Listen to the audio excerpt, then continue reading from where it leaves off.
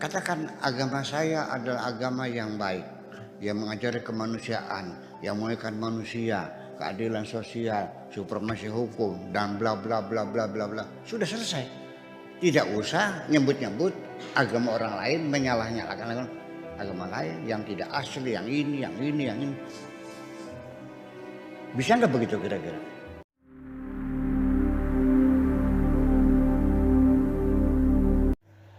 Shalom teman-teman, selamat datang kembali di channel Menjawab Polemikus.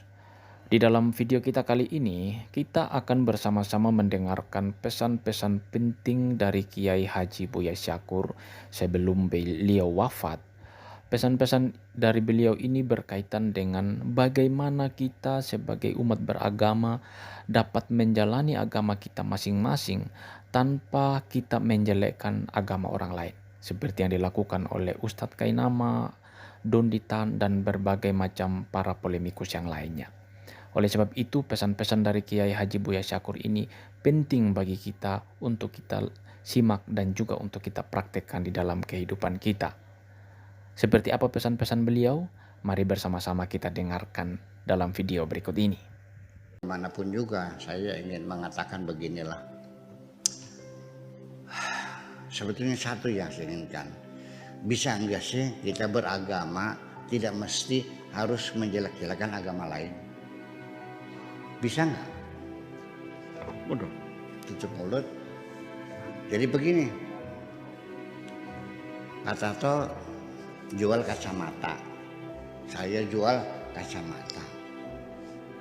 Tolong Pak Tato, silakan Anda masukkan kacamata dalam advertensi, dalam periklanan, silakan disosialisasikan. Sebatas Anda menyanjung-nyanjung produk Anda, produk saya bagus, ya kan, bahannya istimewa, garansinya sekian tahun, harganya murah, boleh kredit dan sebagainya dan sebagainya. Silakan, itu dalam wilayah Anda. Tapi tolong jangan jelek-jelekin kacamata saya. Itu aja kok, susah banget sih. Apapun agamanya, silahkan berdakwah. Negara kita ini bukan negara sekuler kok. Ya, bukan. Kita ini bukan negara sekuler lah. Ya, artinya ngurusin agama juga. Silahkan saya berdakwah. Katakan agama saya adalah agama yang baik, yang mengajari kemanusiaan, yang memuliakan manusia, keadilan sosial, supremasi hukum, dan bla bla bla bla bla bla. Sudah selesai.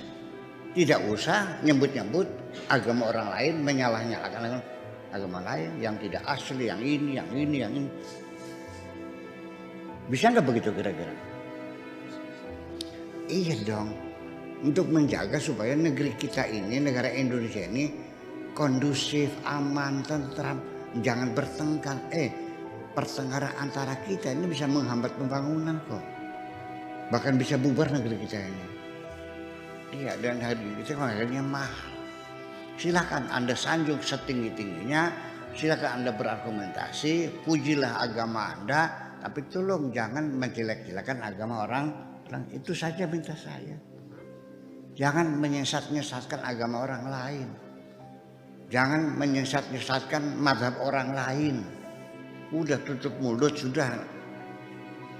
Tawakkaltu 'ala Allah fawwidu amri ila Allah, terserah Allah sajalah. Bisa nggak begitu? Lah iya kan, saya hanya minta itu kok susah banget sih. Iya, saya nggak minta uang kok, enggak. Saya nggak minta dibayar dengan jumlah, enggak. Saya nggak minta dihormati, enggak.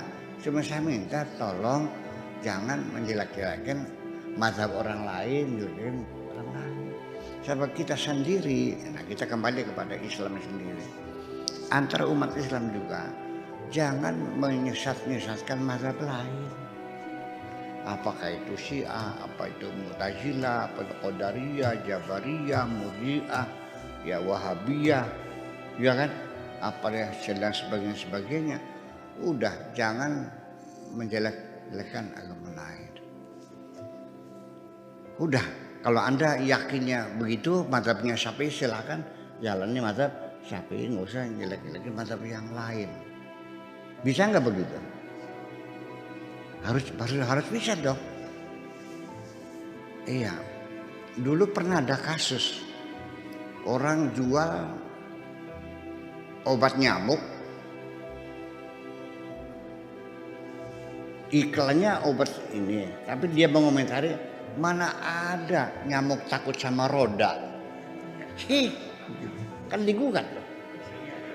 Iya, ya itu maksudnya. Mungkin kira-kira obat nyamuk saya ini tidak berbau, di hidung nyaman, baunya wangi, bertahan lama, harganya murah dan sebagainya, bla bla bla. Silakan, nggak usah nyebut-nyebut.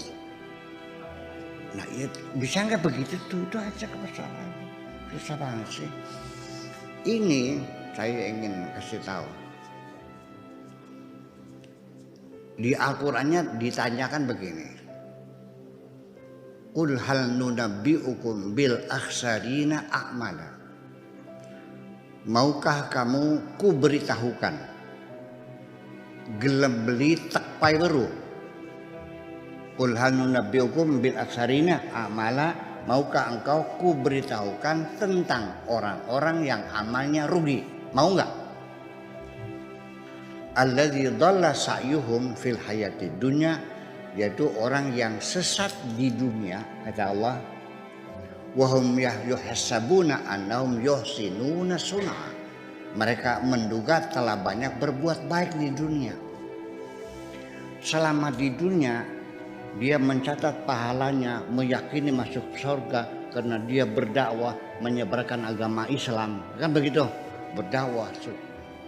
Berdakwah menyampaikan kebenaran kepada umat, mengerasanya dia berdakwah. Begitu mati di akhirat, kitabnya oleh malaikat diperlihatkan. Mau kemana kau? Ke surga lah. Dasarnya apa? Aku berjuang membela Islam, berdakwah. Kata malaikat, kami mencatat gara-gara kamu yang murtad ribuan orang. Karena kau berdakwah dengan bawa pentungan dan takbir. Orang yang sudah sholat kau bid'ah-bid'ahkan. Yang kunut bid'ah, yang ini bid'ah, yang ini bid'ah. Ngurusin orang yang sudah sholat bid'ahin. Iya, berdakwah bawa nasi, bawa lauk pauk, bawa indomie, bawa duit, bawa obat. Berdakwah, bukan bawa pentungan dong. Gara-gara kamu berapa ribu orang yang murtad. Ya sabuna annahum yuhsinuna sun'a. Iya, dikiranya berbuat baik di dunia, ternyata dicenderung kejahatan. Ya, wahum yahsabuna annahum yuhsinuna sun'a. Jadi begini aja lah maksud saya. Sudahlah. Jangan membedakan orang yang kunut, yang salaman setelah sholat saya bid'ah. Dengar nggak? Zikiran bersama bid'ah. Gini, begini saudara-saudara sekalian, kamu jangan terlalu yakin bahwa sholat kamu persis seperti sholatnya Nabi. Memang Nabi mengatakan shollu kama ra'aitumuni usolli, tetapi kamu jangan meyakini bahwa sholat kamu itu persis seperti Nabi. Yang tidak seperti kamu itu bid'ah. Dari mana dasarnya? Kita ini semuanya tidak pernah melihat Nabi sholatnya seperti apa. Karena deskripsi tentang sholat sendiri itu setelah Nabi tiada. Dan mereka tidak mendapatkan bukti-bukti yang meyakinkan bahwa Nabi sholatnya seperti ini. Dari mana tadi begitu? Ternyata karena para ulama mujtahidin ketika menjelaskan sholat seperti apa, ternyata berbeda-beda. Ada yang baca Fatihah, ada yang tidak baca Fatihah. Yang baca Fatihah, ada yang baca basmalah, ada yang tidak baca basmalah. Sampai iftitahnya berbeda-beda, tasyahudnya juga berbeda-beda. Ada yang sampai nyebutin dajjal kok. Ada nggak? Nah begitu nggak? Jadi ketika mereka berbeda pendapat, itu artinya mereka sama-sama tidak menemukan bukti yang meyakinkan bahwa Nabi sholatnya seperti itu. Kok susah banget sih? Atau kamu yakin Nabi sholat seperti itu? Taunya dari mana? Jadi yang seperti itu salah gitu. Menurut Imam Syafi'i, kalau kamu baca Fatihah tidak baca basmalah, sholatnya tidak sah. Karena Fatihahnya kurang. Karena basmalah adalah bagian dari Al-Fatihah. Kalau mazhab Maliki, kalau kamu baca Fatihah baca basmalah, sholatnya tidak sah. Karena Fatihahnya berlebihan. Kenapa? Basmalah itu bukan bagian Fatihah. Yang benar mana? Yang perempuan, wudunya batal enggak?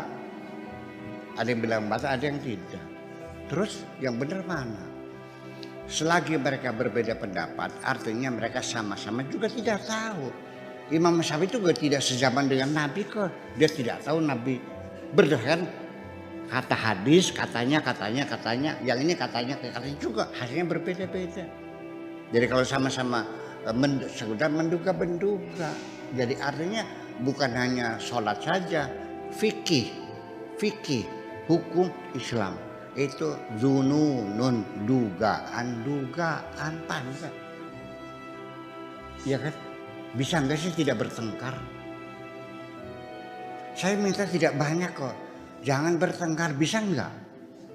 Itulah sebabnya saya tidak pernah mau membantah. Sekalipun saya disalah-salahin orang, dibully orang, saya tidak pernah membantah. Karena saya konsisten ngajak orang jangan bertengkar, maka saya pun tidak boleh betul nggak? Itulah kalau saya ngeladenin ya berarti saya jarakoni dong. Ya gitu, terima kasih. Yohanes pasal yang keempat, ayat yang ke-1 sampai seterusnya. Percakapan dengan perempuan Samaria. Orang-orang dari masa Farisi mendengar bahwa Isa memperoleh dan mempermandikan lebih banyak pengikut dari Yahya, meskipun Isa sendiri tidak mempermandikan orang-orang melainkan para pengikutnya. Ketika Isa mengetahui bahwa mereka sudah mendengar tentang hal itu, ia pun meninggalkan wilayah Yudea dan kembali ke Galilea. Dalam perjalanannya ke Galilea, ia harus melintasi wilayah Samaria, lalu sampailah ia ke salah satu kota di Samaria yang bernama Sikar, dekat tempat yang dahulu diberikan oleh Yakub kepada anaknya Yusuf. Disitulah perigi Yakub berada. Isa telah penat berjalan, waktu itu duduklah ia di tepi perigi itu. Waktu itu kira-kira jam ke-6. Kemudian seorang perempuan Samaria datang hendak menimba air. Isa bersabda kepadanya, "Berilah aku minum." Pada waktu itu para pengikutnya sudah pergi ke kota untuk membeli makanan. Kata perempuan Samaria itu kepadanya, Tuan ini bagaimana? Masakan orang Israel meminta minum kepadaku orang Samaria? Sebab orang Israel tidak bergaul dengan orang Samaria. Jawab Isa kepadanya, "Jika engkau tahu anugerah Allah dan siapa yang berkata kepadamu, berilah aku minum, tentulah engkau akan meminta kepadanya dan ia akan memberikan kepadamu air hidup." Lalu kata perempuan itu kepadanya, "Tuan tidak mempunyai timba dan perigi ini pun amat dalam. Jadi dari manakah Tuan dapat memperoleh air hidup itu? Apakah Tuhan lebih besar daripada nenek moyang kami Yakub yang telah memberikan perigi ini kepada kami dan yang telah meminumnya juga bersama anak-anaknya serta ternak-ternaknya?" Sabda Isa kepadanya, "Siapa meminum air ini ia akan dahaga lagi, tetapi siapa meminum air yang akan kuberikan kepadanya ia tidak akan merasa dahaga lagi sampai selama-lamanya. Air yang akan kuberikan itu akan menjadi mata air dalam dirinya dan terus-menerus memancar sampai ke hidup yang kekal." Lalu kata perempuan itu kepadanya, "Tuan, berilah aku air itu, supaya aku tidak merasa dahaga dan tidak perlu datang lagi kemari untuk menimba air." Sabda Isa kepadanya, "Pergilah, panggillah suamimu kemari." Jawab perempuan itu kepadanya, "Aku tidak bersuami." Sabda Isa kepadanya, "Engkau benar ketika engkau berkata aku tidak bersuami, karena engkau sudah pernah mempunyai 5 suami dan yang sekarang ada padamu bukanlah suamimu. Dalam hal ini engkau berkata jujur." Kata perempuan itu kepadanya, "Ya Tuan, tentunya engkau adalah seorang nabi.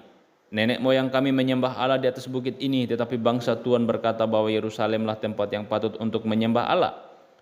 Sabda Isa kepadanya, hai perempuan, percayalah kepadaku, akan tiba waktunya kamu akan menyembah Sang Bapa bukan lagi di atas bukit ini atau di Yerusalem. Kamu menyembah apa yang tidak kamu kenal, sedangkan kami menyembah apa yang kami kenal, karena keselamatan itu datang dari Bani Israel.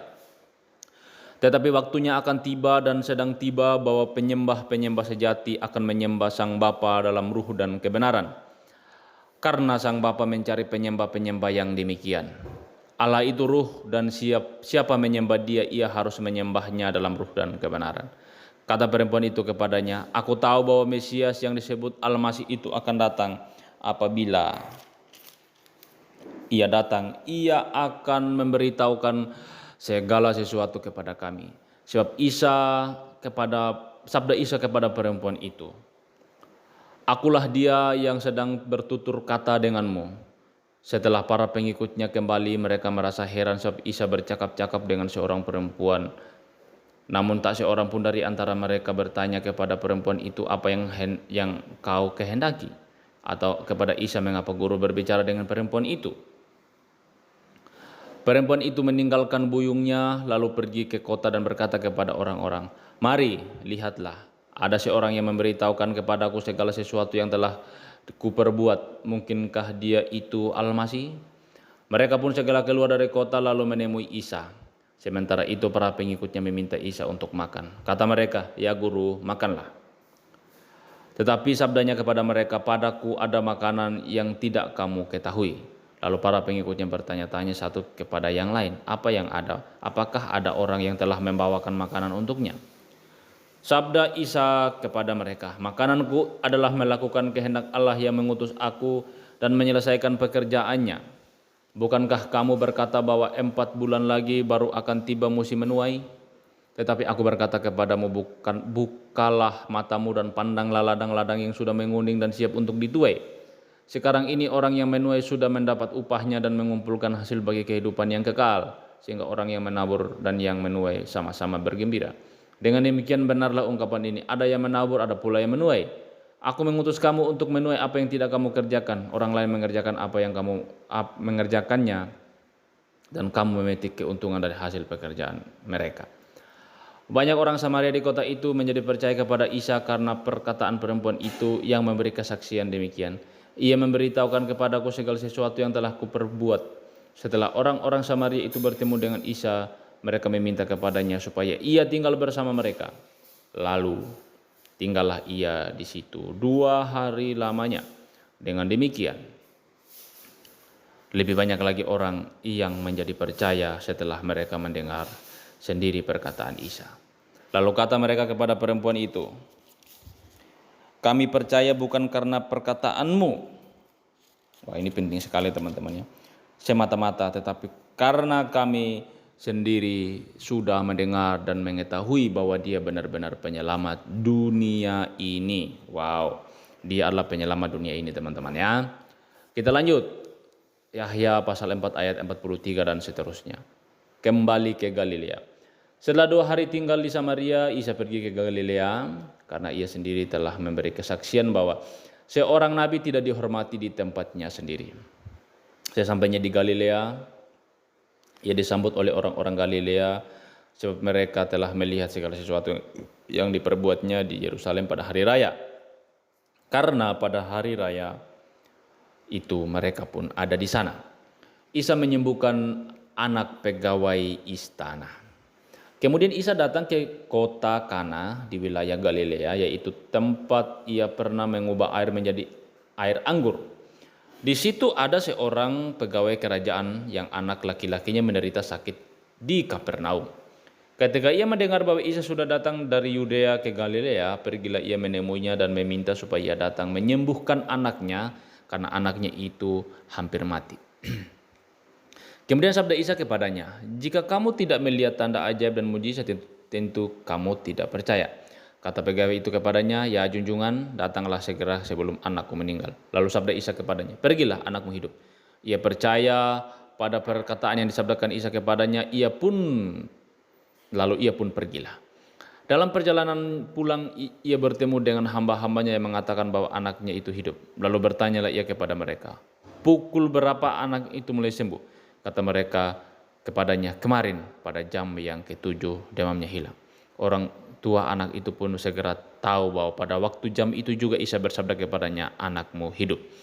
Lalu ia pun menjadi percaya, demikian pula semua orang yang tinggal di rumahnya. Itulah tanda ajaib kedua yang dilakukan Isa setelah ia kembali dari Yudea ke Galilea.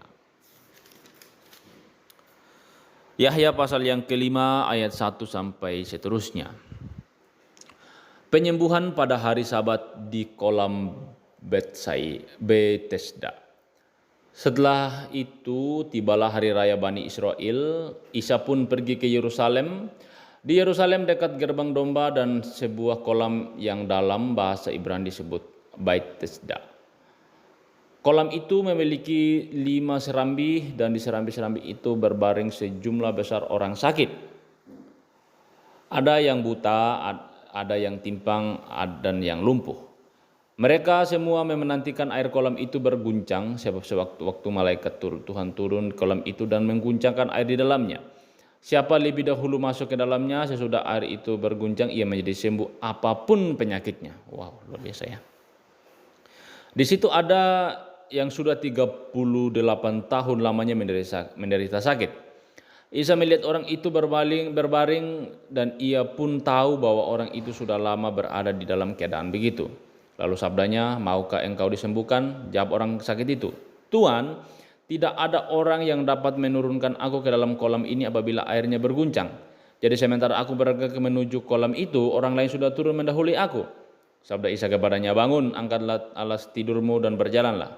Pada saat itu juga sembuhlah orang itu, lalu mengangkat alas tidurnya dan berjalan. Hari itu adalah hari Sabat. Sebab itu orang-orang Israel berkata kepada orang yang disembuhkan itu, hari ini adalah hari Sabat, engkau tidak boleh mengangkat alas tidurmu. Tetapi jawabnya kepada mereka, orang yang menyembuhkan aku itulah yang berkata kepadaku, angkatlah alas tidurmu dan berjalanlah. Lalu bertanyalah mereka kepadanya, siapakah orang yang berkata kepadamu, angkatlah dan berjalanlah? Tetapi orang yang telah disembuhkan itu tidak tahu siapa Isa, karena Isa telah menghilang di antara orang banyak yang ada di tempat itu. Tak lama kemudian, Isa bertemu dengan orang-orang di bait Allah, lalu bersabda kepadanya, ingatlah baik-baik, engkau sudah sembuh, jangan berbuat dosa lagi supaya jangan sampai hal yang lebih buruk menimpamu. Lalu pergilah orang itu dan memberitahukan orang-orang Israel bahwa Isa lah yang telah menyembuhkannya. Itulah sebabnya orang-orang Israel kemudian berusaha menganiaya Isa, karena hal-hal itu dilakukannya pada hari Sabat. Sebab sabda Isa kepada mereka itu, Bapakku masih bekerja sampai sekarang, maka aku bekerja juga. Hal itu justru membuat orang Israel semakin berusaha untuk mencari jalan untuk membunuhnya.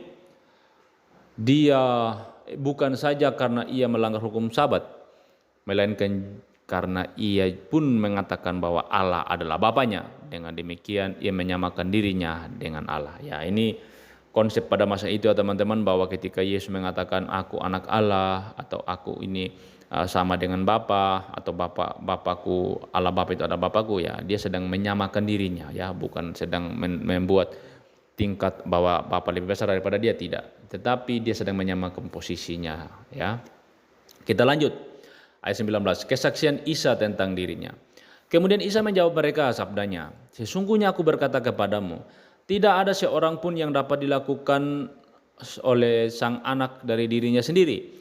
Apa yang dilakukannya dilihatnya dari apa yang dilakukan oleh sang Bapa, dan apapun yang dilakukan oleh sang Bapa itu jugalah yang dilakukan oleh sang anak. Karena sang Bapa mengasihi sang anak, ia menunjukkan kepada sang anak segala sesuatu yang dilakukan oleh dirinya sendiri. Bahkan ia akan menunjukkan kepada sang anak perbuatan yang lebih besar, sehingga kamu menjadi heran. Sama seperti sang Bapa membangkitkan orang-orang mati serta menghidupkannya, begitu jugalah sang anak, ia menghidupkan siapa saja yang dikehendakinya. Wow. Sang Bapa tidak menghakimi siapapun, tetapi segala hal yang berkenaan dengan penghakiman sudah diserahkan kepada sang anak.